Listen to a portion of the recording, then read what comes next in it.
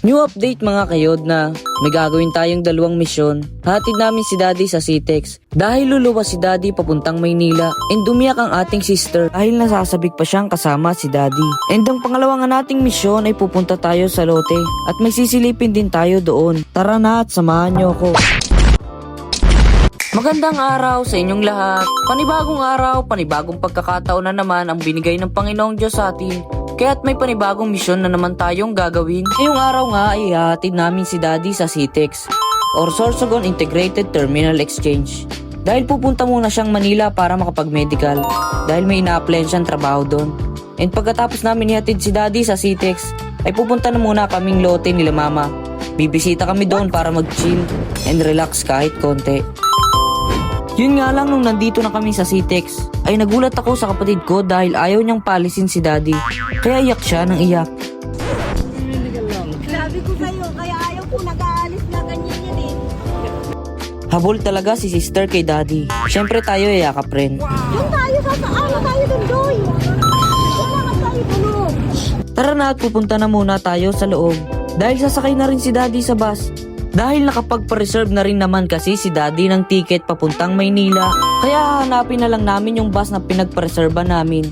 Matagal din kasing nagtrabaho si Daddy, mga 1 year and 6 months din. 1 week pa lang siya halos nandito sa Sorsogon. Tapos biglang tumawag ulit yung agency niya. Kaya ayun, napaluwas ng di inaasahan si Daddy. Kaya si sister iyak ng iyak. Sabik na sabik pa kasi si sister na kasama si Daddy. Iyak yarn. Siyempre, yayakap din tayo kay Daddy bago siya umalis. At nagsabi rin ako na hindi ako magpapasaway dito sa Sorsogon. Magpapakabait ako habang wala siya. Wow! Tulo ang uhog ka ba? Magpapamedical lang si Daddy, uuwi din. Hindi na kami maghihintay. Number 30 lang natin.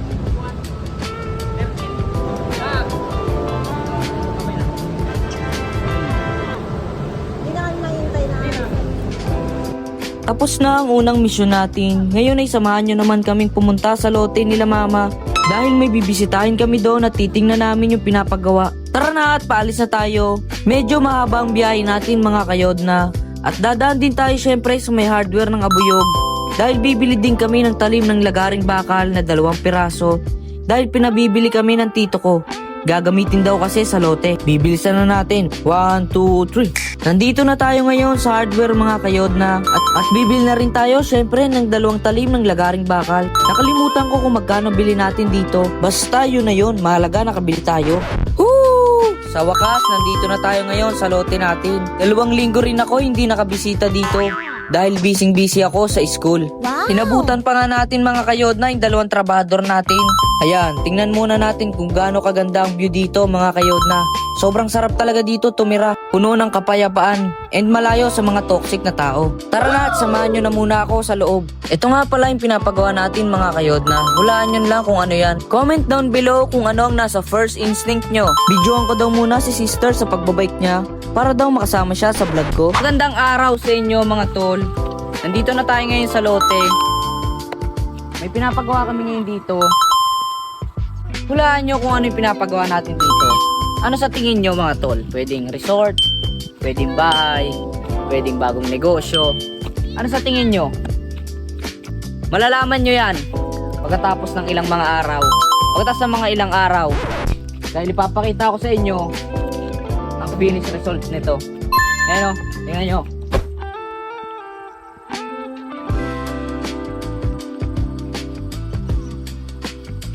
Marami pa akong mga sorpresa sa inyo. Kaya patuloy pa kayong manood at sumuporta sa akin.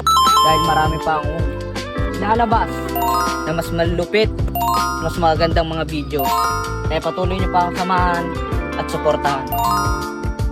Bagong video na naman to. Bumili kami ng kamote mga kayod na.